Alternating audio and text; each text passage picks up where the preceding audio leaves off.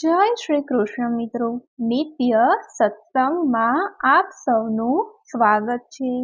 આજે આપણે સાંભળીશું ભગવાન રામદેવજીની 12 બીજના ધણી કેમ કહેવામાં આવે છે તથા રામદેવમાંથી રામદેવ પીર કેમ કહેવાના તેની કથા।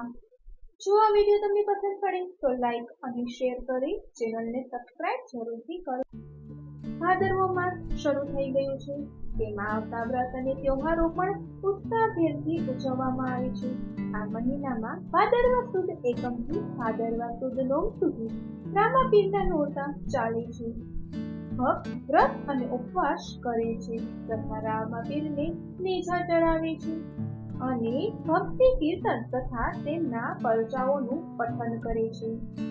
ભગવાન રામદેવ પીરને ભગવાન કૃષ્ણનો જ અવતાર માનવામાં આવે છે। તેમણે તેમના જીવનકાળ દરમિયાન ઘણા પરચાઓ પૂર્યા છે। તો હવે આપણે સાંભળીએ રામદેવ પીર શાથી કહેવાયા। પિતા અજમલજી પોખરણના રાજા તરીકે કુંવર રામદેવને ગાદીએ બેસાડે છે। રાજા રામદેવ રાજધર્મનું પાલન કરે છે, પ્રજાને પણ ધર્મનું રક્ષણ કરવાનું શિક્ષણ આપે છે। રાજ્યમાં ગાયો તથા સાધુ સંતોની સેવા થાય છે। રાજ દરબારમાંથી કોઈ ભૂખ્યું જતું નથી, સર્વને ન્યાય મળે છે। સમાજના તરછોડાયેલા ગરીબ તથા નાના પ્રકારના દુઃખોથી પીડાતા પ્રજાજનોની સેવામાં રાજા રામદેવ વ્યસ્ત રહે છે। તેમનો યશ દેશ વિદેશમાં ફેલાય છે, ચારે દિશાઓમાં રાજા રામદેવનો જય જયકાર થાય છે। તેમની આ પ્રસિદ્ધિ મુસ્લિમોના યાત્રાધામ મક્કા સુધી પહોંચે છે। ત્યાંના 5 પીર રાજા રામદેવનું પારખું કરવા રામદેવડા આવે છે। રાજા રામદેવ તેમનો આદર સત્કાર કરે છે, તેમને ભોજન માટે આમંત્રણ આપે છે, પણ પેલા 5 પીર રામદેવનું પારખું કરવા દલીલ કરે છે કે અમે તો અમારા ભોજનના પાત્ર વાડકાઓમાં જ અમારું ભોજન કરીએ છીએ, જે અમે મક્કામાં ભૂલીને આવ્યા છીએ, તેથી અમે જમીશું નહીં, ભૂખ્યા રહીશું।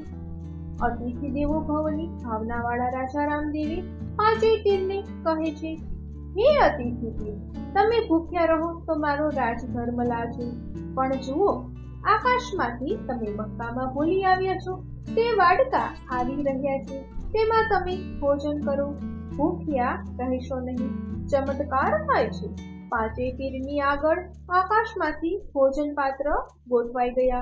આ જાણી 5 પીર રાજા રામદેવના ભક્ત બની ગયા। મક્કા મદીના તથા મુલતાનના વિસ્તારના પીર ઓલિયા પણ શ્રી રામદેવજીને હિંદવા પીર તરીકે પૂજવા લાગ્યા।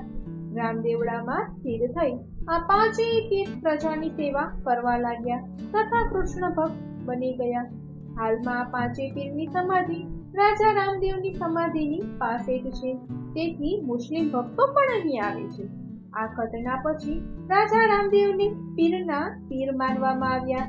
ત્યારથી લોક સાહિત્યમાં રાજા રામદેવને રામદેવ પીર તરીકે પ્રસિદ્ધિ મળી છે।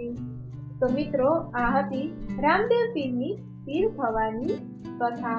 હવે આપણે સાંભળીએ રામદેવ પીરને 12 બીજના ધણી કેમ કહેવામાં આવે છે। જેમ જેમ રામદેવ પીર મોટા થતા ગયા તેમ તેમ તેમના અનેક પરચાઓ લોકોને મળવા લાગ્યા। એક કથા અનુસાર 12 સંપ્રદાયના ધર્મગુરુઓએ રામાપીરનો મહિમા જાણી તેમની કસોટી લીધી અને એક જ સમયે પોતાને ત્યાં પાઠમાં પધારવા આમંત્રણ આપ્યું। રામાપીરે 12 સ્થાન પર એક જ દિવસે અને એક જ સમયે હાજર રહી તેમનો પરચો બોલ્યો।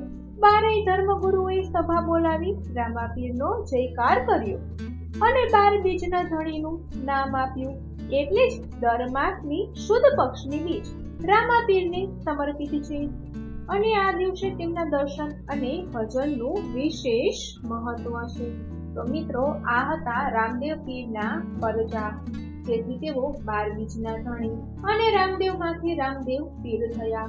જો આ માહિતી તમને પસંદ પડી હોય તો વિડીયોને લાઈક અને શેર કરી ચેનલને સબસ્ક્રાઇબ જરૂરથી કરજો।